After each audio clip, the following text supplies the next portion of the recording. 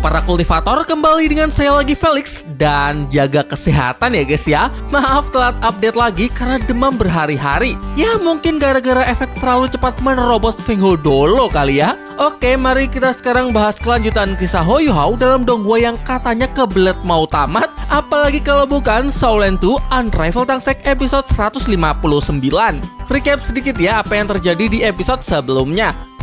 Yu Hao dan Tang Wutong berhasil menemukan lokasi dari Kaisar Biru Perak yang ternyata selama ini berada di wilayah Kekaisaran Riwei. Namun sebelum ke sana, ada misi mendesak yang harus diselesaikan, yaitu menyerang kota Mingdu. Legend pasukan pemandu roh Kekaisaran yang selama ini menjadi pelindung kota Mingdu sudah berhasil dipancing keluar, sehingga Yu Hao bersama pasukan Sekte Tang kini bisa dengan mudah menerobos kota Mingdu, di mana ia bertekad ingin membuat kota ini terbenam dalam lautan api. Masih dengan strategi yang mirip, memanfaatkan gerbang Demi Plan untuk berpindah posisi secara instan, lalu menghancurkan ratusan alat deteksi pemandu roh untuk membutakan lawan. Dilanjutkan dengan serangan frontal yang terus menggempur kota Mingdu. Yu Hao mengeluarkan senjata pemandu roh tingkat 9, Taye, yang mana kekuatannya sanggup menembus perisai terkuat milik Su Tianran dan melancarkan tembakan kedua yang sanggup sepenuhnya menekan pemimpin tertinggi Kekaisaran Riwei tersebut. Tak lama kemudian bala bantuan musuh pun telah tiba. Ye Yulin, sang bintang langit Daoluo, dan dua rekannya yang masing-masing merupakan master pemandu roh tingkat 9.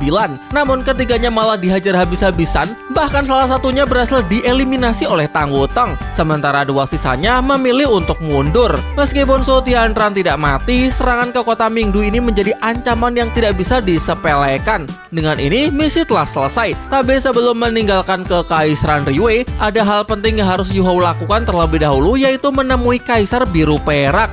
Wah, menarik kan? Sebelum dilanjut, spoiler warning bagi kalian yang belum dan ingin menyaksikan donghuanya secara langsung, karena jelas konten kali ini akan mengandung full spoiler. Tonton juga sampai habis ya, karena di akhir akan selalu ada pembahasan hal menarik, detail kecil yang mungkin terlewatkan, atau lore cerita yang bisa jadi belum sepenuhnya kalian pahami. Dan baiklah para kultivator, Shaolin 2 Unrivaled Tangsek episode 159.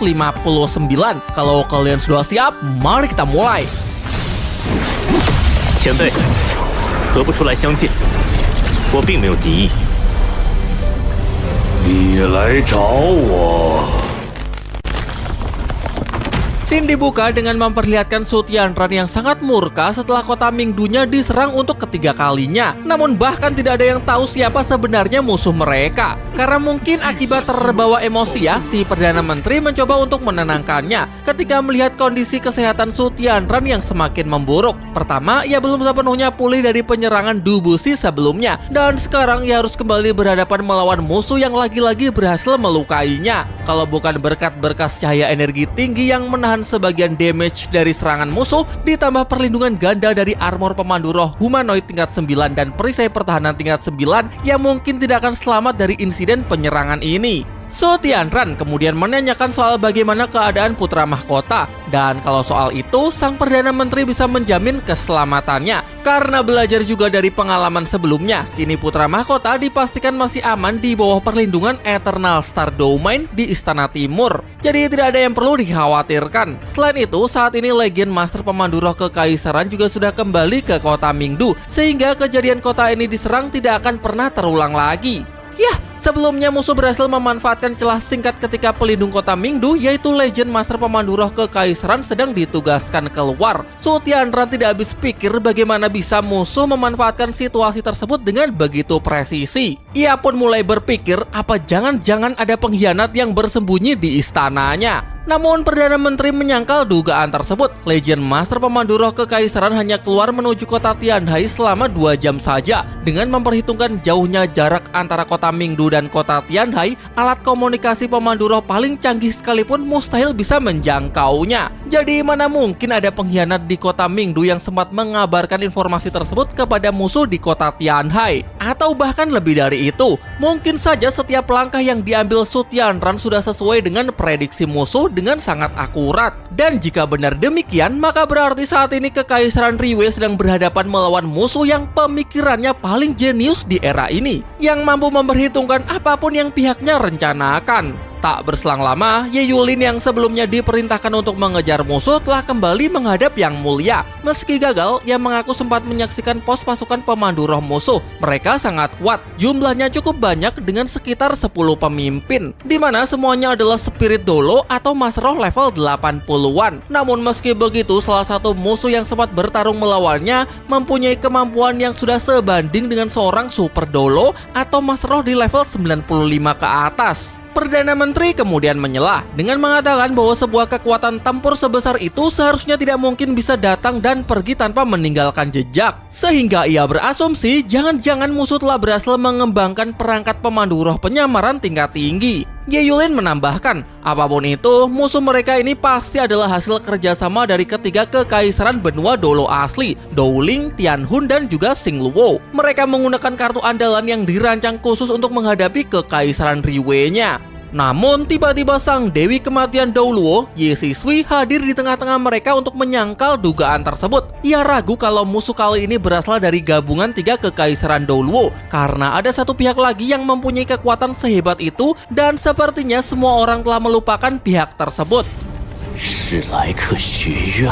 Yah, Su Tianran pun juga langsung nangkep bahwa pihak yang dimaksud adalah Akademi Shrek. Di Akademi Shrek ada satu orang yang sangat sesuai dengan gambaran pelaku penyerangannya, sekaligus pemilik otak paling tajam dan mempunyai kemampuan penyamaran yang luar biasa. 霍雨浩。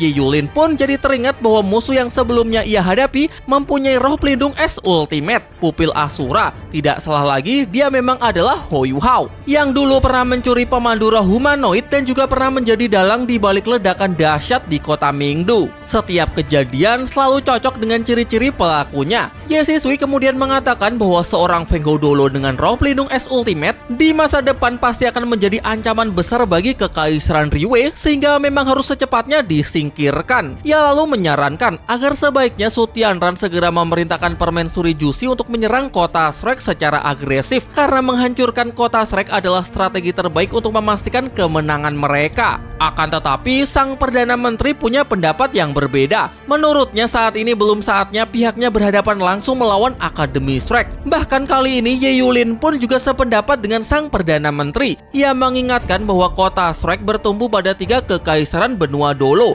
Meski telah melahirkan orang-orang hebat yang tak terhitung jumlahnya, tanpa menyerang Akademi Shrek sekalipun, asalkan pihaknya berhasil menaklukkan ketiga kekaisaran asli benua dolo tersebut, Akademi Shrek hanya akan menjadi pohon tanpa akar, tidak punya pilihan lain selain tunduk terhadap kekaisaran Riwei-nya. Namun sebaliknya, jika saat ini pihaknya bertindak gegabah dengan menyerang Akademi Shrek, maka itu justru akan memancing perlawanan sengit dari Akademi Shrek, yang padahal selama ini lebih bersikap netral. Namun, Ye Sisui tetap teguh pada pendapatnya untuk segera menyerang Shrek, karena menurutnya cepat atau lambat, Akademi Shrek pasti juga akan ikut perang, dan dengan terus menunda untuk memusnahkannya, ibarat membiarkan harimau untuk semakin membesar. Jadi, apakah artinya pihaknya harus menunggu Ho Yu Hao benar-benar menjadi ancaman besar, baru Yang Mulia akan bertindak? Ye Sisui meyakinkan bahwa selama Permaisuri Jusi berhasil menghancurkan kota Shrek dengan kekuatan penuh, maka seluruh masroh di seluruh penjuru dunia pasti akan kacau tercerai-berai. Dan saat itu terjadi, menaklukkan kekaisaran Dowling dan Xingluo pasti akan menjadi jauh lebih mudah. Ia juga mengecam sikap naif dari para petinggi kekaisaran Riwei yang sama sekali tidak menyadari bahwa musuh sebenarnya yang paling mengancam adalah Akademi Shrek. Situasi pun semakin memanas ketika salah satu sosok paling menakutkan di kekaisaran Riwei tiba-tiba muncul. Dia adalah Yang Mulia Kepala Aula Persembahan Kekaisaran. Disebut-sebut masih memiliki garis darah kekaisaran, merupakan master pemandu roh utama di kekaisaran Riwei, juga seorang Feng Hou Dolo level 94. Setelah membenturkan aura farmingnya melawan Ye Sisui, Kong Deming menyampaikan bahwa apa yang disampaikan Perdana Menteri dan juga Ye Yulin memang ada benarnya. Kong Deming menyampaikan daripada pihaknya langsung memerintahkan pasukan untuk menyerang Akademi Shrek, menurutnya keputusan terbaik adalah dengan mengabarkan informasi mengenai penyerangan kota Mingdu kepada Permaisuri Jusi dan biarkan Permaisuri yang memutuskan langkah terbaik apa yang harus diambil. Terlebih lagi, Permaisuri Jusi saat ini berada di garis depan dan merupakan sosok paling brilian dalam hal strategi militer dibandingkan mereka semua yang ada di sini. Jadi jika Permaisuri berpendapat bahwa sekarang sudah saatnya menyerang Akademi Shrek, maka memang itulah langkah terbaik yang patut untuk Yang Mulia pertimbangkan. Yah, Kaisar Su Tianran pada akhirnya sepakat dengan Kong Deming karena memang permaisuri Jusi lah ahlinya yang pantas untuk dimintai pendapat. Setelah menyampaikan semua itu, Kong Deming mengungkapkan sesuatu yang sangat perlu untuk diperhatikan. Ia menduga semua rentetan serangan yang dilakukan musuh ini yang bisa muncul di mana saja secara tiba-tiba ada kaitannya dengan kemampuan memanipulasi ruang dalam skala yang cukup besar hingga sanggup menampung sebuah pasukan besar beserta ratusan alat pemandu rohnya. Dan jika teknologi ini berhasil terungkap, maka akan sangat penting untuk bisa mendapatkannya, mau semahal apapun harga yang harus dibayar. Shin kemudian berpindah menuju markas Legion Phoenix Api, tempatnya permaisuri Jusi dengan ratusan pasukan elit dan persenjataan alat pemandu roh tercanggihnya. Diperlihatkan seorang prajurit yang datang dengan tergesa-gesa. Ialah utusan dari Su Tianran yang ditugaskan untuk menyampaikan pesan mengenai kondisi kota Mingdu dan meminta pendapat dari permaisuri tentang apa langkah terbaik yang sebaiknya diambil. Tidak ada perintah dari Yang Mulia dalam isi pesan tersebut. Segala keputusan akan diserahkan kepada permaisuri. Di dalam ruangan rapat hadir 6 tetua persembahan yang diutus langsung oleh Kong Deming untuk membantu permaisuri. Ada ketua kedua, ketiga, keempat, kelima, keenam, dan tetua ketujuh, di mana mereka semua adalah master pemandu roh tingkat 9. Berkaitan dengan pesan yang disampaikan oleh Yang Mulia Su Tianran, Jusi pun meminta saran dari para tetua tersebut. Pilihannya sebenarnya ada dua, melanjutkan penyerangan ke berbagai wilayah atau kembali ke kota Mingdu untuk memperkuat pertahanan di wilayahnya sendiri. Tetua ketiga menyarankan bahwa memang sudah saatnya pihak mereka untuk bergerak. Setelah menduduki kekaisaran Tianhun dan beristirahat selama 10 hari, kondisi pasukan mereka kini sedang berada di kondisi primanya dan sudah siap untuk bertempur. Jika mereka goyah hanya karena situasi di kota Mingdu atau sampai menunda rencana besarnya, maka bisa mengurangi pencapaian dari operasi ini serta bisa menghambat momentum untuk menguasai dan menyatukan seluruh benua. Lagi pula selama Legion Pemandu Roh Kekaisaran ada untuk menjaga kota Mingdu, maka Yang Mulia pasti akan tetap aman. Jumlah pasukan musuh sebenarnya tidak terlalu banyak. Kerusakan yang ditimbulkan pun di wilayah Kekaisaran Riwei juga tidak begitu besar. Sementara pihaknya memiliki pasukan yang jauh lebih masif, sehingga sekali bergerak saja dampaknya akan jauh lebih besar. Jadi daripada kembali pulang dengan hasil yang belum maksimal, maka menurut para tetua lebih baik lanjut untuk penyerangan keluar dengan taktik perang yang sudah tersusun rapi. Setelah mendengar saran dari seluruh tetua, Jusi memutuskan bahwa sekarang sudah saatnya untuk mendekat ke wilayah Kekaisaran Xingluo. Ia akan memerintahkan 50.000 prajurit yang dilengkapi satu pos pemandu roh,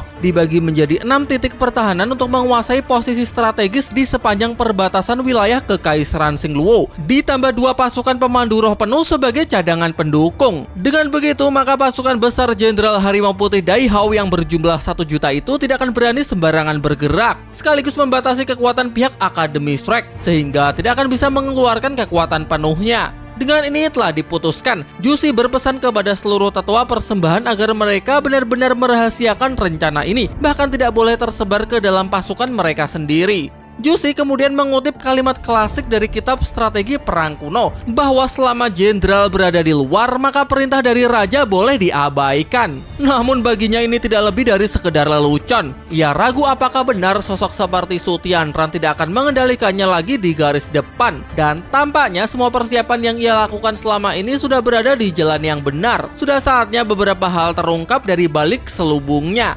Setelah merenungkan hal itu, Jusi menyampaikan perintah agar semua perwira setingkat divisi ke atas berkumpul di tenda komando sekarang juga.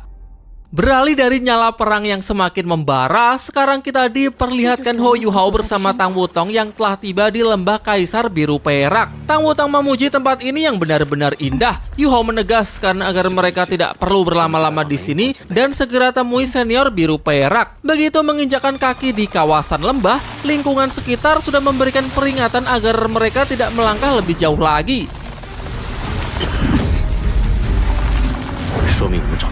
Ratusan seluruh rumput biru perak tajam dan beracun langsung mengelilingi mereka dengan niat membunuh yang terasa sangat pekat, di mana artinya mereka telah menemukan tempat yang tepat. Yah, Kaisar Biru Perak langsung menunjukkan sikap agresif dengan langsung menyerang mereka berdua.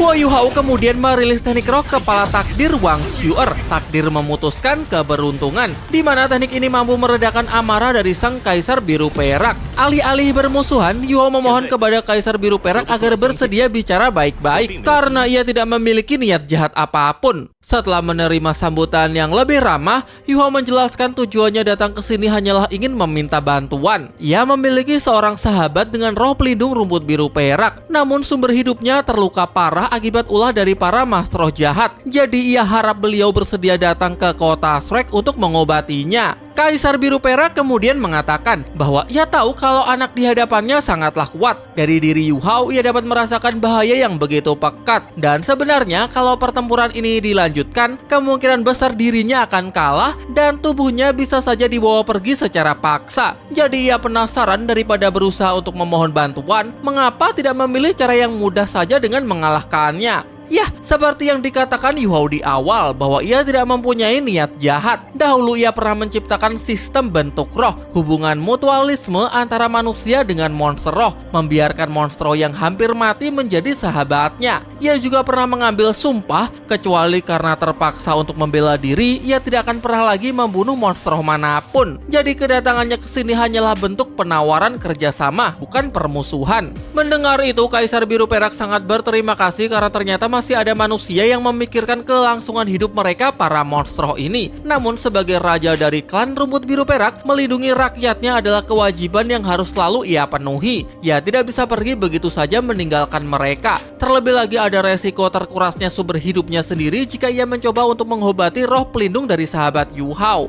Huo Yuhao kemudian menggunakan mata asuranya untuk mengintip kultivasi dan sumber hidup yang tersisa di dalam diri Kaisar Biru Perak, di mana ia kemudian menemukan bahwa usia hidup dari senior ini sudah hampir habis. Kultivasinya memang sudah mencapai 190.000 tahun, namun karena fisik yang sangat lemah, akan sangat sulit untuk melewati petaka surgawi di usia 200.000 tahun. Dan jujur, sebenarnya ini adalah momen yang tepat untuk melakukan kontrak bentuk roh. Namun Kaisar Biru Perak malah ingin menunda bencana ini hanya untuk beberapa saat saja. Dari situ Yuhao menduga apakah Kaisar Biru Perak ingin menggunakan sisa hidupnya yang terbatas ini untuk mencari pewaris bagi klan rumput biru perak berikutnya. Yah, dan Kaisar Biru Perak pun membenarkannya. Ia kemudian mengungkapkan bahwa sejatinya ia bukanlah Kaisar Biru Perak berdarah murni. Diceritakan pada 10.000 tahun yang lalu, setelah Kaisar Biru Perak generasi sebelumnya pergi dan meninggalkan kekosongan di kursi kepemimpinan, dirinya yang merupakan cabang keluarga kekaisaran secara otomatis mewarisi posisi Kaisar Biru Perak yang baru. Namun dengan garis darah yang tidak murni, mengakibatkan kemampuannya pun jadi terbatas. Ia tidak akan bisa untuk melewati bencana surgawi, sehingga ia pun juga tidak akan bisa melindungi rakyatnya lagi untuk 10.000 tahun ke depan. Di sisi lain, Jushi terlihat tengah mengkoordinasi seluruh pasukannya yang sudah siap untuk bertempur. Di antaranya ada beberapa divisi pasukan pemandu roh, 6 tetua aula persembahan, sekelompok master roh jahat yang dipimpin oleh Pasutri Fengling dan Zhong Liwu, ada juga 2 dari 5 tangan pelindung negara, yaitu Legend Master Pemandu Roh Cakar Teror dan Legend Master Pemandu Roh Kaisar Jahat. Permaisuri Jushi memerintahkan mereka semua untuk bergerak menuju kota Shrek, berpencar membangun pos-pos di lokasi strategis yang sudah ia tandai, dan bersiap untuk melancarkan serangan ke kota Shrek kapanpun saat diperintahkan. Singkat cerita, awan gelap menyelimuti langit di kota Shrek. Si King, sang Doluo Waktu, merupakan perwira pertahanan kota Shrek, sudah berdiri tegap di benteng kota, siap menghadapi ancaman besar yang sedang merangkak ke wilayahnya. Dan benar saja, melalui penglihatan magisnya, si King dapat melihat pihak kekaisaran Riwei dengan seluruh pasukan tempur yang dipersiapkan untuk menghancurkan kota Shrek.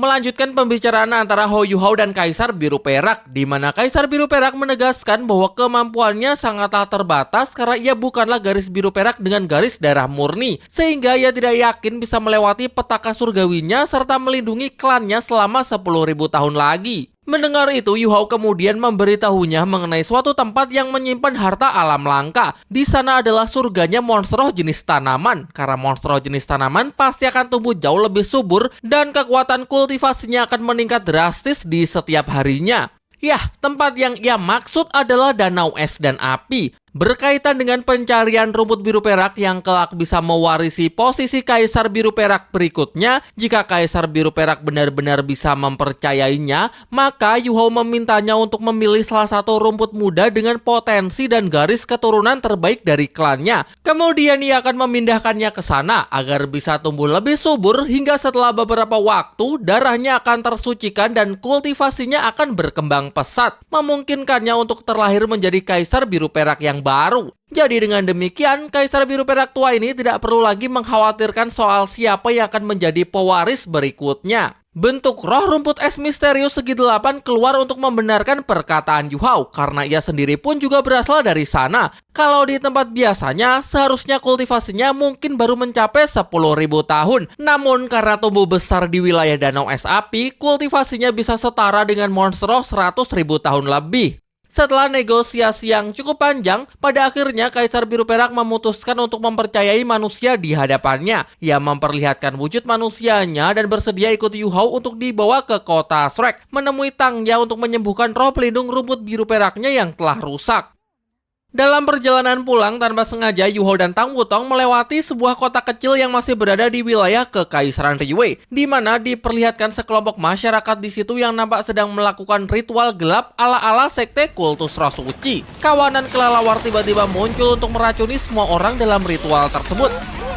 Seorang wanita di balik serangan kelelawar tertawa jahat. Ia mengatakan bahwa baik pria maupun wanita semuanya akan dikirim ke camp garis depan sekte kultus roh suci di kota Shrek untuk dijadikan jatah makanan dari pasukan mas roh jahat. Bahkan para bayi pun akan diutamakan untuk dipasok kepada para tetua sekte kultus roh suci.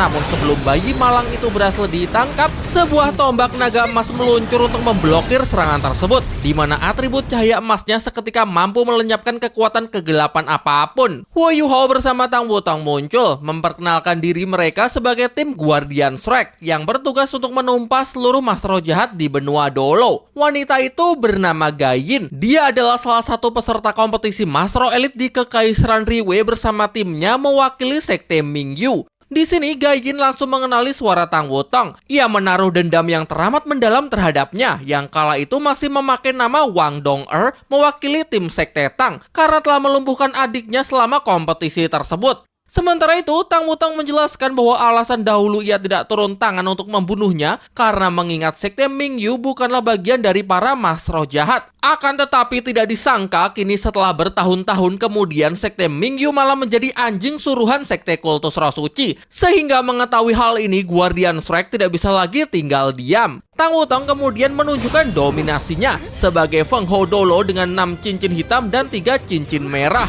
siap menghancurkan Gayin berserta sekte Mingyu-nya. Namun bukannya segera tobat, Gayin malah berniat untuk melawannya. Dengan murka, Gayin langsung memperlihatkan ke-8 cincin rohnya. Yu Hao sempat memuji, Master 8 cincin memang pencapaian yang luar biasa. Namun cukup disayangkan, karena mau sebesar apapun potensinya, jika sudah memilih jalan kejahatan maka memang harus segera ditumpas.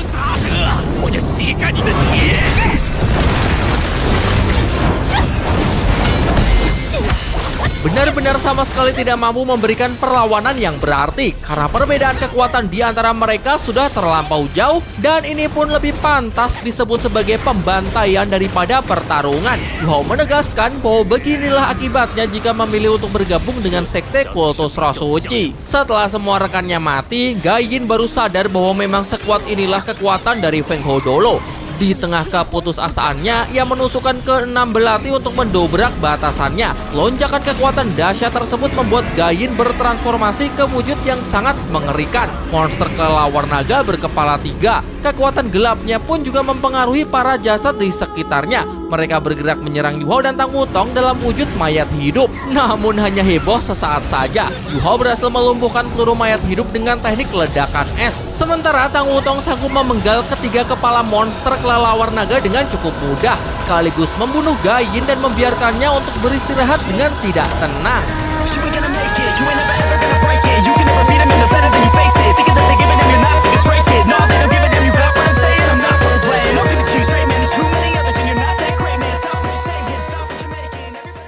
Pasca pertempuran tersebut, Tang Wutong tidak habis pikir bagaimana bisa hanya demi memberi persembahan pada sekte kultus roh suci, Kekaisaran Riwei rela mengorbankan rakyatnya sendiri untuk dijadikan santapan pasukan. Su Tianran benar-benar sudah gila. Namun sayangnya bukan ungkapan terima kasih. Penyelamatan heroik ini sama sekali tidak dihargai dan justru sebaliknya, masyarakat Riwei malah mengusir 2 orang Akademi Shrek tersebut agar segera enyah dari hadapan mereka. Mereka mengatakan sekalipun akan dimakan oleh sekte kultus roh suci, mereka sama sekali tidak butuh pertolongan Akademi Shrek. Dengan melihatnya secara langsung betapa babinya masyarakat Kekaisaran Riwei, kini Wutong semakin paham memang benar apa yang dikatakan oleh senior Cai Tao, bahwa Kekaisaran Riwei ini memang sudah busuk sampai ke akarnya. Daripada makin kesal, Yuhao mengajak Tang Wutong untuk segera pergi meninggalkan Kekaisaran Riwei. Terlebih lagi ia tadi sempat mendengar orang-orang sekte Mingyu yang mengatakan kalau ketua sekte kultus roh suci saat ini sudah tiba di garis depan kota Shrek.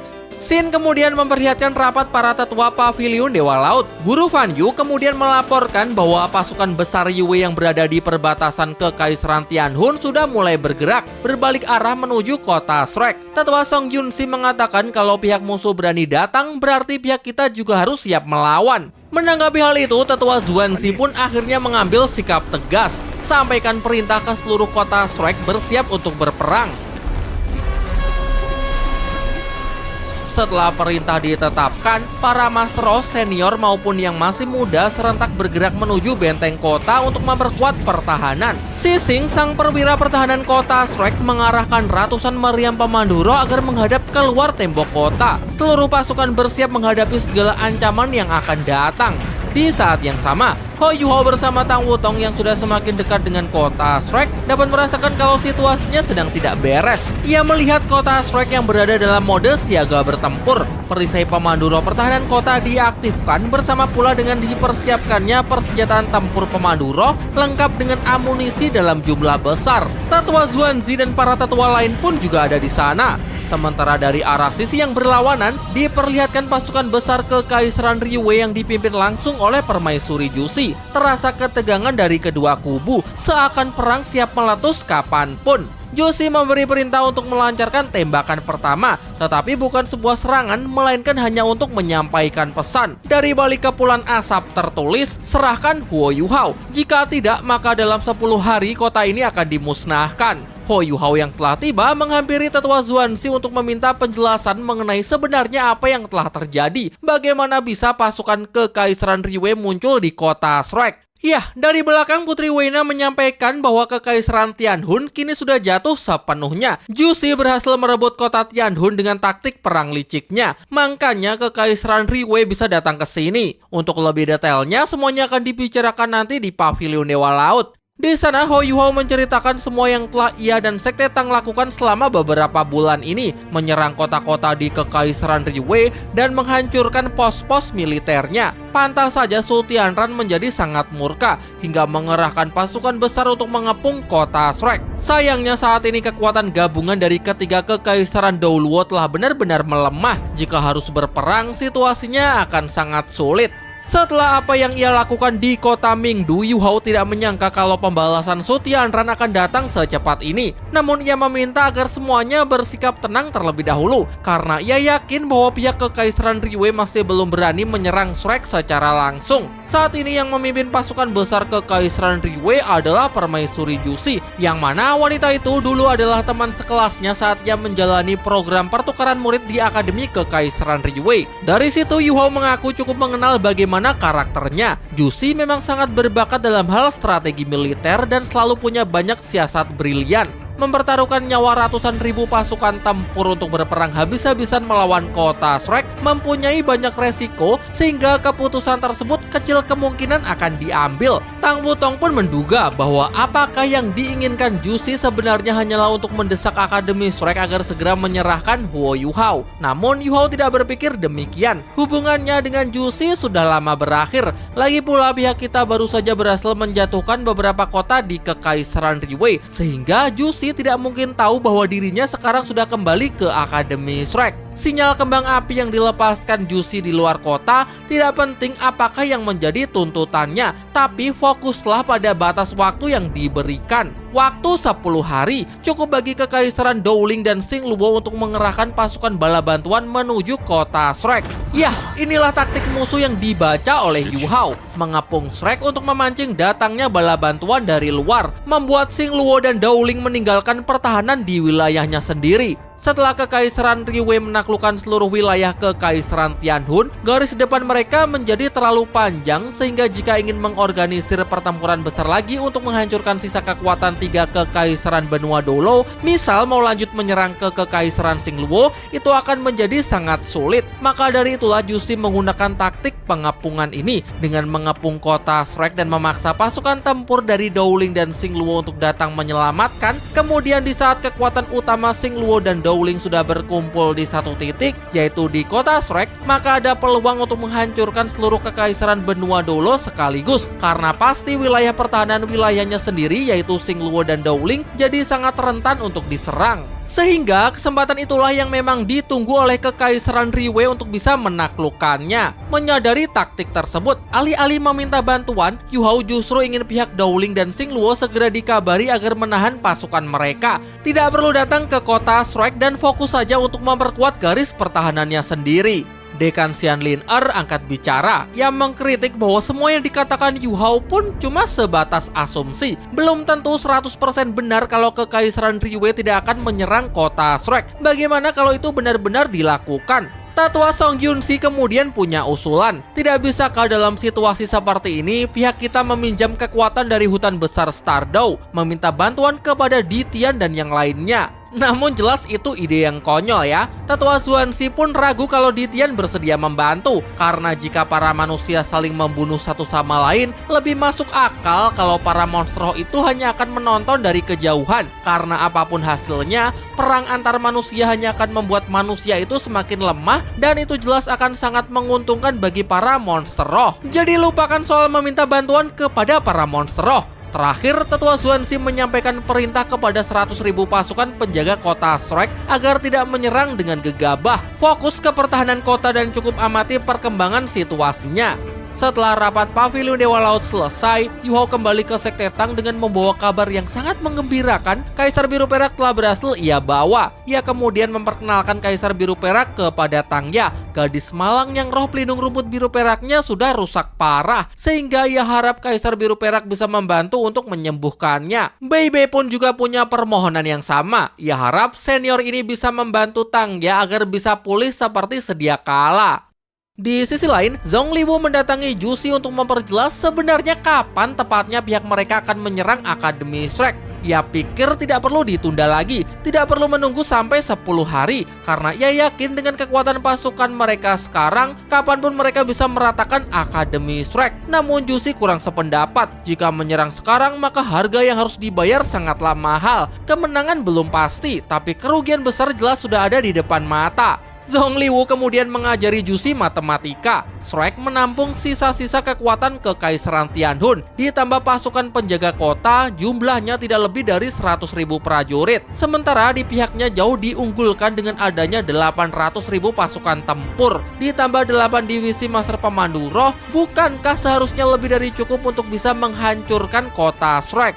Akan tetapi Jussi menyangkal bahwa perhitungannya tidaklah sesederhana itu. Mau tak bongkar ini? Pertama, informasi paling penting, sudah ada berapa banyak peluru meriam pemandu roh tingkat 9 yang telah diproduksi oleh Akademi Shrek belum didapatkan. Kedua, Pavilion Dewa Laut memiliki banyak orang kuat. Setiap tetua yang ada di sana memiliki kekuatan yang setara dengan Super Dolo. Akademi kuat yang telah berdiri selama 10.000 tahun ini pastinya mempunyai fondasi yang sangat kuat. Belum lagi pihak kita juga belum tahu berapa banyak kekuatan tersembunyi yang ada di dalamnya. Sehingga sekarang taktik mengepung tanpa menyerang baginya adalah strategi terbaik. Lagi pula target yang sebenarnya bukanlah Akademi Shrek, melainkan bala bantuan dari pihak luar, baik Kekaisaran Xingluo maupun Kekaisaran Dowling. Di benteng kota Shrek, Yu Hao berdiri untuk mengamati situasi di luar kota. Ia sudah cukup bisa membaca setiap langkah Jussi dan selanjutnya adalah saatnya untuk membalas. Tang Wutong menyampaikan motivasi bahwa dahulu Guru Muen sudah mewariskan seluruh pengetahuannya kepada kita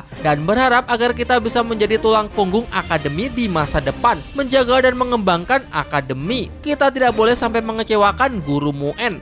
Ho Yuhao pun membenarkan hal itu. Yang sedang ia khawatirkan saat ini adalah meski pihaknya berhasil menjatuhkan kota-kota Kekaisaran Riwei, itu ternyata tidak menimbulkan pengaruh yang cukup signifikan terhadap situasi perang secara keseluruhan. Karena Kekaisaran Riwei benar-benar sangatlah kuat. Namun Huo Yuhao sebagai satu-satunya prajurit terkuat yang ditempa oleh seluruh kekuatan Akademi Shrek, Tang Wutong yakin bahwa kekasihnya tersebut pasti bisa berdampak signifikan dalam peperangan ini. Setelah cukup termotivasi, selanjutnya Yuhao memintanya agar segera kembali ke Sekte Tang. Ia akan menulis sebuah surat dan meminta Tang Wutong untuk mengirimkannya kepada Doulo Tianyang di Kekaisaran Dowling. Isi suratnya berupa penjelasan mengenai situasi perang saat ini dan meminta mereka untuk menjaga garis pertahanan wilayahnya sendiri supaya tetap kokoh. Sedangkan untuk pihak Kekaisaran Xingluo biar diurus oleh senior yang lain. Sementara Yuhao sendiri akan membantu proses penyembuhan Tangnya terlebih dahulu, lalu setelah itu ia akan mulai latihan tertutup untuk bisa menerobos tingkat Feng Hou Dolo. Dengan kata lain, Ho Yuhao akan mencoba membentuk inti jiwa keduanya. Jushi mengira dengan mengepung Akademi Shrek, wanita itu bisa memaksanya untuk menyerah. Namun ia akan membuatnya sadar bahwa menyerang adalah pertahanan terbaik. Dengan ini sudah diputuskan, Yuhao akan segera melakukan pelatihan tertutup, membentuk inti jiwa kedua demi bisa menerobos ke tingkat Feng Hou Dolo, mendapatkan kekuatan yang cukup untuk bisa menghancurkan Kekaisaran Riwei. Nah, yang ditunggu-tunggu ternyata malah nggak jadi perang. Ayo, siapa yang kena prank ini? Ya, mau bagaimana lagi guys? Memang menyerang Akademi Shrek kan nggak sesimpel itu. Baiklah, sekarang masuk ke sesi yang paling kalian tunggu. Hal menarik apa aja yang ada di episode kali ini? Mari kita mulai. Berikut pembahasan hal menarik Shaolin 2 di Unravel Tangsek episode 160. Pertama, soal logo opening yang udah ganti lagi. Kalau sebelumnya adalah gerbang terbuka yang merepresentasikan penggunaan gerbang Demi-Plane untuk memboyong pasukan Sekte Tang dari satu kota Riwei ke kota Riwei yang lain, kali ini logonya udah diubah menjadi 3 orb atau bola bercahaya yang saling terhubung. Kalian pasti tahu lah ya arahnya kemana? Yap, metode pembentukan inti jiwa Ho Yuhao menggunakan metode unik yang disebut metode saling melengkapi Yin Yang, di mana pada metode ini memungkinkan Ho Yuhao untuk bisa membentuk 3 inti jiwa. Kenapa harus 3? Yuhao sudah membentuk 1 inti jiwa di level 70-an. Kemudian untuk bisa mencapai titel Feng Hou Dolo level 90+, butuh 1 inti jiwa lagi. Lalu kelak jika mau menembus limit Dolo level 99 juga butuh 1 lagi. Jadi total memang harus punya 3 inti jiwa. Pada panel terakhir episode kali ini, Yuhao sudah bersiap untuk membentuk inti jiwa keduanya karena mungkin udah bosen stuck di level 89. OP sih OP guys, cuma tetap aja kultivasinya akan terhambat jika dia tidak kunjung membentuk inti jiwa kedua. Ia pun juga pasti pengen punya teknik cincin roh ke-9-nya sendiri. Yah, logika aja, kalau nggak nembus level 90, nggak mungkin slot cincin roh ke-9 akan kebuka. Dia mungkin juga pengen skill manggil bapak kayak punyanya Tang Wutong. Tapi kan bapaknya kayak Bang Toyib ya.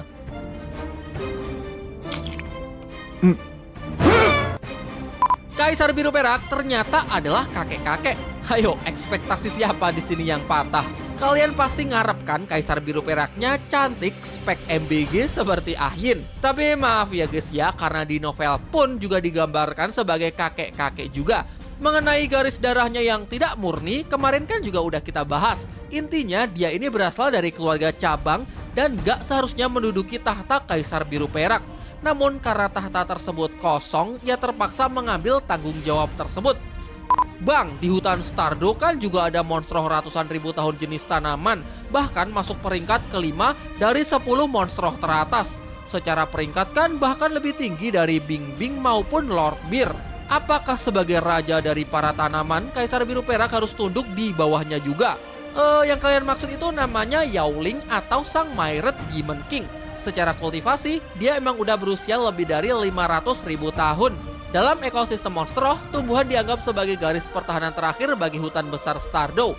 Yaoling menguasai sebagian besar binatang jiwa tipe tumbuhan yang membuatnya sangat penting bagi hutan besar Stardo. Ditian bahkan percaya bahwa keberadaannya itu jauh lebih penting daripada biji. Fans biji jangan ngamuk ya, logika aja, di hutan Stardo pasti total populasi tumbuhan jauh lebih banyak dari total populasi monstro itu sendiri. Sehingga kehadiran Yaoling sebagai pemimpin tertinggi dari makhluk tanaman akan sangat dibutuhkan. Kembali ke pertanyaan di awal, Apakah Kaisar Biru Perak harus tunduk di bawah Yao Ling? Kalau murni bicara kuat-kuatan, ya jelas Kaisar Biru Perak ini kalah telak 190.000 tahun versus 500.000 tahun. Tapi kalau bicara tunduk gak tunduk itu lain cerita. Ibarat penguasa, keduanya punya wilayahnya masing-masing. Selama tidak bersinggungan, tidak ada alasan terciptanya konflik. Kaisar Biru Perak tidak punya kewajiban untuk tunduk terhadap Yao Ling karena klan rumput biru perak sudah memisahkan diri dari jenis tanaman biasa. Begitu pula dengan Yao Ling, ia tidak punya hak untuk memaksa Kaisar Biru Perak untuk tunduk karena disebutkan juga bahwa ia hanya raja dari jenis tanaman tertentu dan tidak termasuk rumput biru perak. Mengapa Danau Es dan Api jadi tempat yang sangat spesial? Kaisar Biru Perak tengah mencari rumput biru perak muda di antara para anggota klannya untuk dijadikan sebagai calon pewaris. Yu Hao pun menyarankan agar calon pewaris tersebut dipindahkan ke Danau Es dan Api karena setiap monstro tanaman yang tumbuh besar di sana akan mendapatkan peningkatan kultivasi yang sangat signifikan setiap harinya. Untuk bisa memahami hal ini, sebaiknya kita bahas dari segi sejarahnya dulu ya. Danau Es dan Api atau nama aslinya adalah mata air Yin dan Yang Es dan Api pertama kali diperkenalkan pada Donghua Shaolin 1 episode 48. Kala itu, Du Gubo menangkap Tang San untuk membantunya dalam mengatasi racun dari roh pelindungnya yang menggerogoti tubuhnya sendiri. Tang San meminta beberapa bahan obat anti racun dan Du Gubo pun membawanya ke surganya tanaman obat langka, mata air Yin Yang Es dan Api. Du Gubo sendiri sebenarnya juga tidak begitu paham ya seberapa istimewanya tempat ini. Dan Tang San lah yang memberitahunya berkat pengetahuan tentang tanaman obat yang ia bawa dari pengalaman hidup di kehidupan sebelumnya. Satu mata air, dua kehidupan, dua inti yang saling bertolak belakang. Mata air Yin Yang Es dan Api konon merupakan salah satu dari 3 tempat harta karun besar, sebuah lingkungan alam yang sangat langka dan juga sangat berharga.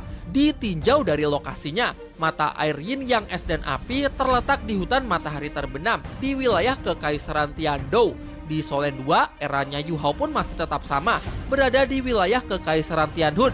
Dan seperti yang kita tahu ya, bahwa Kekaisaran Tianhun dan Kekaisaran Dowling itu kan adalah pecahan dari Kekaisaran Tiandou di era Tang San.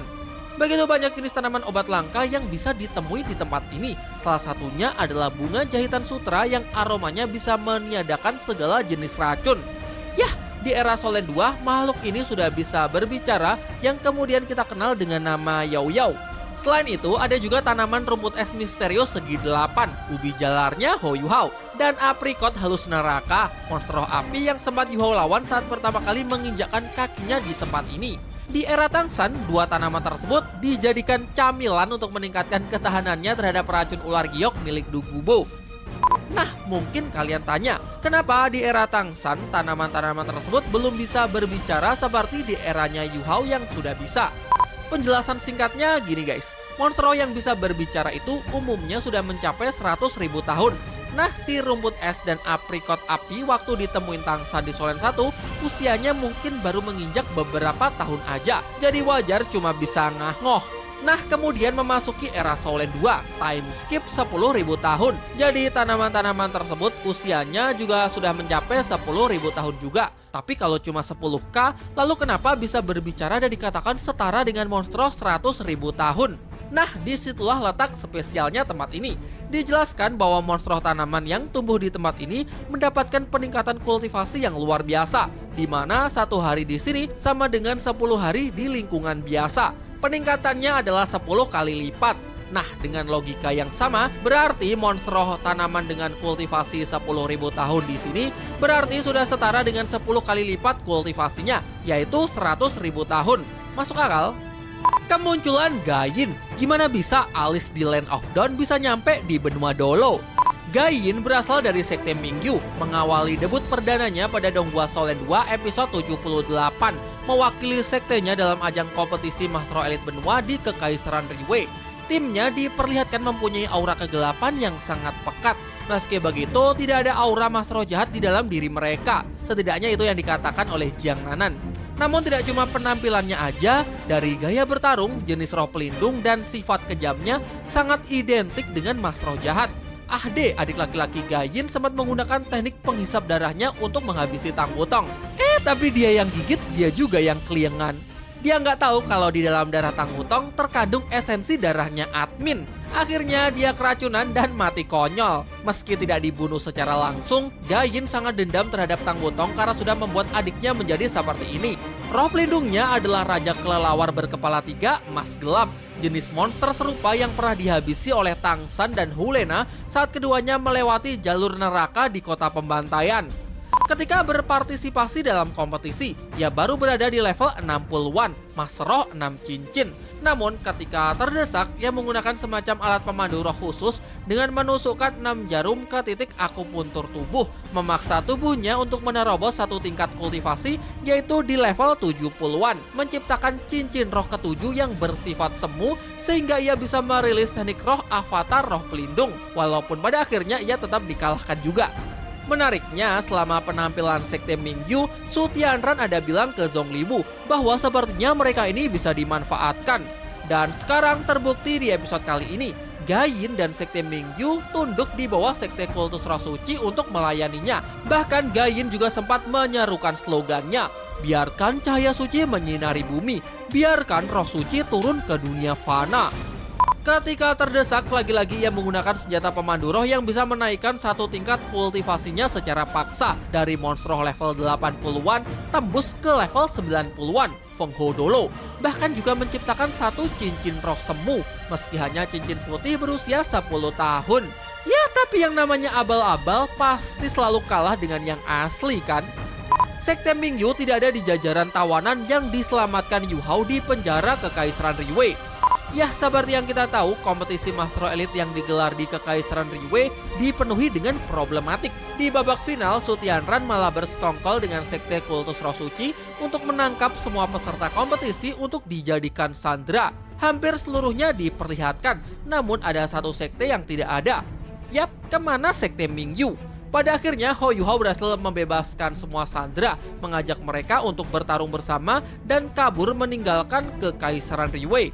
Tapi di sepanjang adegan tidak ada Gayin bersama timnya. Memang sih tidak ada penjelasan secara langsung, cuman kalau boleh berteori, mungkin Sekte Mingyu secara sukarela sudah menyerahkan dirinya kepada Sekte Kultus Roh Suci, bersumpah untuk selalu melayaninya dan menjadi pengikut setia. Makanya kelompok sekte ini tidak ikut di penjara.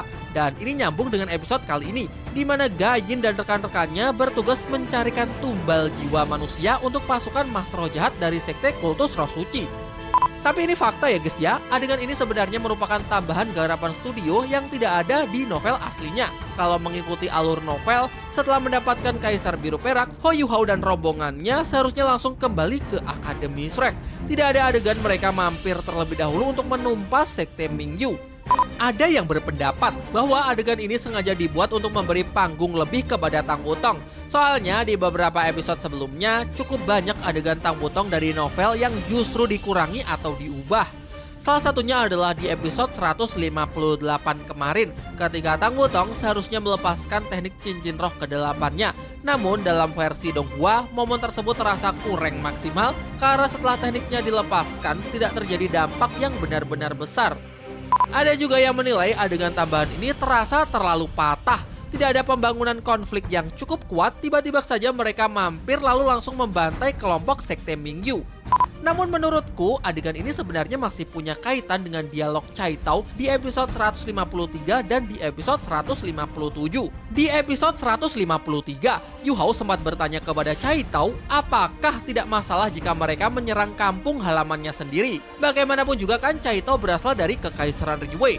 Namun Cai Tao menjawab dengan tegas bahwa ia tidak pernah mempermasalahkannya karena Kekaisaran Riwei saat ini sudah berubah menjadi mesin perang yang tak terkendali. Pembicaraan itu kemudian terasa semakin ditegaskan di episode 157 saat rapat. Nansiu Xiu mengingatkan bahwa menyerang kota Mingdu beresiko menimbulkan banyak korban sipil. Namun Cai Tao justru menyampaikan inti pemikirannya yang cukup keras. Kekaisaran Riwei sudah busuk dari akarnya. Bukan hanya para petingginya, tetapi sudah sampai ke lapisan masyarakat paling bawah. Banyak yang telah terbiasa dengan peperangan dan mendukung ambisi perang tersebut. Karena itulah menurut Cai Tao tidak masalah jika masyarakat ini juga merasakan pedihnya penderitaan yang selama ini diakibatkan oleh peperangan. Jadi walaupun adegan penumpasan Sekte Mingyu ini memang tidak ada di novel dan terasa sebagai tambahan studio, menurutku adegan tersebut tetap memiliki dasar dari dialog-dialog sebelumnya. Adegan ini seperti memperlihatkan secara langsung bagaimana perang dan doktrin Kekaisaran Liyue telah merusak masyarakatnya sampai ke tingkat yang paling bawah. Agama sesat di Shaolin 2, diselamatin kok malah ngamuk. Masyarakat Kekaisaran Liyue tampaknya sudah terlalu lama menerima doktrin sesat dari Sekte Kultus Roh Suci. Mereka dibuat percaya bahwa ritual-ritual mengerikan para mas roh jahat ini adalah sesuatu yang wajar, bahkan dianggap sebagai jalan pengabdian. Banyak dari mereka rela menyerahkan jiwa, nyawa, dan keluarganya sendiri untuk dijadikan tumbal maupun santapan bagi pasukan Sekte Kultus Roh Suci. Meski begitu, tidak semua orang sepenuhnya kehilangan hati nurani. Masih ada sebagian yang ragu atau mungkin keyakinannya terhadap ajaran sesat itu belum benar-benar kuat. Contohnya adalah seorang ibu yang sedang menggendong bayinya. Di tengah kekacauan tersebut, ia masih tidak rela jika buah hatinya dijadikan persembahan dalam ritual keji sekte itu. Ho Yuhao bersama Tang Wutong akhirnya tiba untuk menghentikan praktik mengerikan tersebut. Dengan kekuatan mereka, Gayin dan komplotan Sekte Mingyu lainnya berhasil dibasmi dengan mudah. Namun reaksi masyarakat yang padahal baru saja diselamatkan kok malah berada di luar nalar. Bukannya berterima kasih, mereka malah menghina, mencaci maki, bahkan mengusir orang-orang yang baru saja menyelamatkan nyawa mereka. Ini jelas menunjukkan betapa kuatnya paham sesat yang telah ditanamkan sejak dini. Dalam pikiran mereka, Akademi Shrek justru dianggap sebagai pihak yang benar-benar jahat. Sedangkan Kekaisaran Liyue dan Sekte Kultus Roh Suci yang dipandang sebagai pihak yang benar. Namun tetap aja ya, menurutku genosida bukanlah solusi. Bagaimana bisa Yuhao sampai berpikir untuk memusnahkan seluruh masyarakat yang telah tersesat ini, alih-alih memberi mereka kesempatan untuk memahami kebenaran dan kembali ke jalan yang benar? Apalagi bukankah sejak awal Ho Yuhao ini digambarkan sebagai pribadi yang sangat menjunjung tinggi keadilan? Jika cara untuk menyadarkan sebuah masyarakat adalah dengan memusnahkannya, lalu di mana letak keadilan itu sendiri? Masih ada satu kelelawar yang bertahan hidup setelah Ho Yuhao dan Tang Wutong pergi. Lalu apa artinya bang? Sebenarnya tidak ada makna khusus yang terlalu dalam ya guys ya. Kelelawar itu hanyalah menjadi simbol bahwa pemusnahan kali ini hanyalah sebagian kecil dari masalah yang ada. Ancaman Sekte Kultus Roh Suci masih jauh dari kata selesai. Masih banyak anggota, pengikut, dan sisa-sisa ajaran sesat mereka yang terus hidup di berbagai tempat. Selama doktrin tersebut masih menyebar, Sekte Kultus Roh Suci akan tetap menjadi sumber teror dan kekejaman bagi banyak orang. Tang Wutong cemburu dengan Jushi. Pasukan Jushi mengepung kota Shrek, memberikan batas selama 10 hari untuk menyerahkan Ho Yuhao. Kalau tidak, maka ia akan memusnahkan kota Shrek. Nah, Tang Wutong sempat menganggap serius tuntutan Jushi tersebut. Apalagi sebelumnya Yuhao mengaku bahwa Jushi adalah teman sekelasnya saat jadi murid Akademi Kekaisaran Liyue. Apalagi setelah itu Yuhao kan langsung klarifikasi kalau hubungannya dengan Jushi sudah berakhir. Waduh, hubungan apa sih itu sebelumnya? Makin ambigu dan makin panaslah si Tang Wutong ini. Tapi yang dimaksud hubungan itu cuma sebatas teman ya guys ya. Dahulu emang banyak adegan Yuhao bersama Jushi. Bahkan Jushi juga pernah menyelamatkan nyawa Yuhao. Namun itu semua sudah dibayar lunas waktu di ujung utara ekstrim. Saat itu Jushi menjelaskan bahwa ia lebih memilih untuk memihak ke Su Tianran. Mulai dari situlah hubungan persahabatan mereka telah benar-benar berakhir. Dan jika kelak bertemu di medan perang, maka Yuhao tidak akan ragu sedikit pun untuk menyingkirkannya. Kembali ke rencana Jushi, sebenarnya tuntutan 10 hari itu memang hanyalah omong kosong. Tujuan utamanya bukan benar-benar memberi waktu kepada Akademi Shrek untuk menyerahkan Yuhao, melainkan memancing bala bantuan dari Kekaisaran Xingluo dan Kekaisaran Dowling agar datang berkumpul di kota Shrek. Setelah bala bantuan itu bergerak, Jushi memiliki dua kemungkinan strategi. Strategi pertama, pasukan bantuan dari Kekaisaran Xingluo bisa dihancurkan di tengah perjalanan sebelum mereka sempat tiba di Shrek. Kedua, Jushi bisa membiarkan seluruh bala bantuan berkumpul lebih dulu di kota Shrek, lalu melancarkan serangan langsung ke kota Xingluo. Logikanya cukup jelas, jika sebagian besar kekuatan Kekaisaran Xingluo sudah dikirim keluar untuk membantu kota Shrek, pertahanan ibu kotanya sendiri tentu akan melemah. Di saat itulah kota Xingluo menjadi sasaran yang jauh lebih mudah untuk diserang. Ada anggapan juga bahwa apa jangan-jangan Jushi ingin menangkap Yuhao untuk dimintain tutor cara membuat teknologi manipulasi ruang seperti apa yang dikatakan oleh Kong Deming di episode sebelumnya. Kemungkinannya kecil sih, karena Akademi Shrek pasti menolak menyerahkan Yu Hao. Lagian jika Yu Hao tertangkap, gak mungkin kan Yu Hao mau buka mulut. Tetua Song Yun-si ngide buat minta bantuan ke Ditian. Real kah? Perlu dicatat ya bahwa sejak awal Ditian dan para monstro itu memiliki kebencian yang sangat besar terhadap manusia.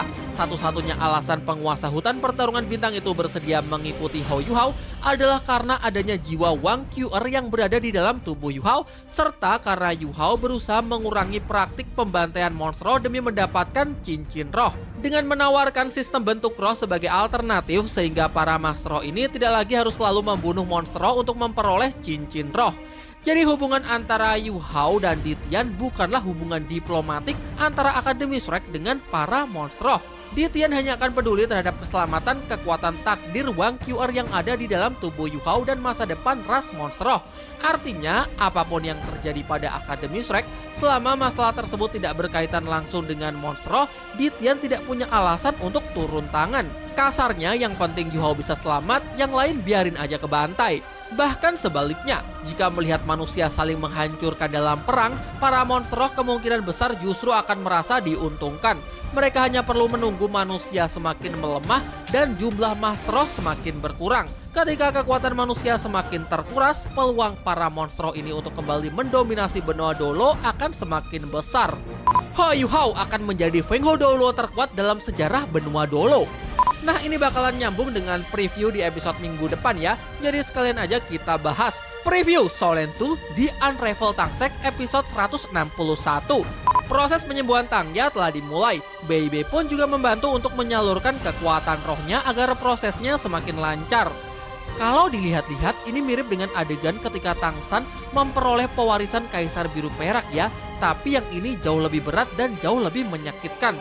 Karena awalnya aku pikir cukup pakai metode bentuk roh seperti biasanya. Jadi kenapa itu tidak bisa dilakukan? Ya karena proses metode bentuk roh adalah proses penyatuan roh pelindung dengan jiwa monstro. Kalau roh pelindungnya aja sedang rusak, apanya yang mau disatukan? Sehingga mungkin urutannya roh pelindung Tangya akan diperbaiki terlebih dahulu, baru setelahnya Kaisar Biru Perak akan menjalani proses metode bentuk roh dan menjadi bentuk roh Tangya. Di sisi lain, sepertinya Zhong Liwu kebelet mau nyerang Akademi Shrek. Ia mendesak Jushi untuk segera memberikan perintah penyerangan. Namun Jushi tetap kekeh pada rencananya. Bahkan ia tegas mengatakan kalau tidak suka dengan keputusannya, sana, maka silakan saja protes ke Yang Mulia Su Tianran. Sementara itu, Yu Hao bertekad untuk memulai pelatihan tertutup. Sudah jelas ya, dia mau bentuk inti jiwa keduanya supaya bisa nembus Feng Hou Dolo. Sekalipun ia telah mengkonsumsi pil naga yang membuat fisiknya setangguh tubuh naga, tetap saja proses ini jelas sama sekali tidak mudah. Namun Yu Hao tetap percaya diri bahwa ia tidak akan menyerah kecuali dirinya mati. Diperlihatkan semua bentuk rohnya bekerja sama untuk membantu Yu Hao. Lia dan Tianmeng akan memperkuat lautan mental Yu Hao, sementara mereka yang memiliki atribut es bertugas untuk menahan inti jiwa yang sedang ditempa. Kalau berdasarkan logo opening, terlihat bahwa 3 inti jiwa ini memiliki aura yang berbeda-beda. Inti jiwa aura kuning keemasan adalah inti jiwa pertama. Inti jiwa dengan aura biru es ini adalah inti jiwa kedua yang sedang dibuat. Dan inti jiwa ketiga beraura ungu gelap, di mana mungkin ada kaitannya dengan roh pelindung sihir nekromansi. Di scene berikutnya, lautan roh Yu Hao nampak runtuh, pertanda sesuatu yang gawat sedang terjadi. Dan sepertinya adegan ini akan dibuat dramatis dengan kegagalan di percobaan pertama. Lautan roh Yu Hao benar-benar runtuh, inti jiwanya padam dan dia berada di ambang kematian. Makanya di scene berikutnya, Ditian jadi keringat dingin tuh, karena liontin sisi terbalik yang membantunya bisa terhubung dengan Yu Hao mendadak terputus. Ia tidak bisa lagi merasakan keberadaan dari jiwa Yu Hao. Sebenarnya ada 3 kemungkinan. Pertama, Yu Hao sudah benar-benar mati karena gagal membentuk inti jiwa. Lautan mentalnya runtuh dan jiwanya lenyap. Kemungkinan kedua, Yu Hao berhasil naik ke dunia dewa atau setidaknya jiwanya ditarik ke dunia dewa sehingga terputuslah segala amal, terputuslah segala koneksi dengan dunia fana. Dan kemungkinan terakhir, Hou Yu Hao berhasil menembus ranah Feng Hou Dolo hingga membuatnya jadi terlalu kuat sampai bisa memblokir sisik terbalik Ditian secara sepihak. Ya, apapun itu, ketiganya tidak ada yang menguntungkan Ditian karena berarti selama ini ia telah gagal memastikan Hou Yu Hao untuk tetap berada dalam pengawasannya. Selain itu, warisan kekuatan takdir Wang Xiu'er yang selama ini ada pada Yu Hao juga berpotensi ikut lenyap. Kalian paham kan seberapa penting kekuatan takdir Wang Xiu'er karena memberikan keberkahan untuk hutan Stardo dan juga membantu Di Tian untuk menahan kekuatan petaka surgawi atau seenggaknya mengurangi damage dari sambaran geledek tersebut. Nah, selanjutnya gimana bang? Kira-kira apa yang akan dilakukan oleh Di Tian? Oke, ini spoiler dikit ya. Ini memang nggak ada di previewnya, tapi kalau bersumber pada novel, seharusnya Di Tian bakal datang ke kota Shrek untuk memeriksanya secara langsung. Karena disitulah tempat terakhir kali ia dapat merasakan jiwa Yu Hao sebelum koneksinya terputus. Nah, apakah ini akan mengganggu proses Yu Hao untuk bisa menciptakan inti jiwa kedua? Sepertinya enggak ya, karena Tetua Zhuangzi akan datang untuk menghadang Di Tian. Karena seperti yang kita tahu, setelah mengkonsumsi pil pemberian Yu Hao, Tetua Zhuangzi sudah berhasil menembus ranah limit dolo level 99. Beuh, pecah sih. Ini The Real mau ngetes ilmu. Lalu bagaimana nasib Yu Hao? Beneran mati kah? Tentu saja tidak ya guys ya. Di preview kan ada scene yang memperlihatkan Tetua Muen hadir untuk memberikan pencerahannya kepada Yu Hao. Mungkin melalui secerca esensi kesadaran yang beliau tinggalkan di pohon suci emas. Nah, mungkin itu aja sih ya. Untuk lebih jelasnya, sekuat apa Yu Hao setelah berhasil menerobos Fengodolo, apakah sudah setara dengan Di Tian? Semua akan terjawab di episode-episode minggu depan. Terima kasih bagi kalian yang udah nonton sampai akhir. Dan mohon maaf kalau ada salah-salah kata. Terima kasih dan sampai jumpa di video selanjutnya. Dadah!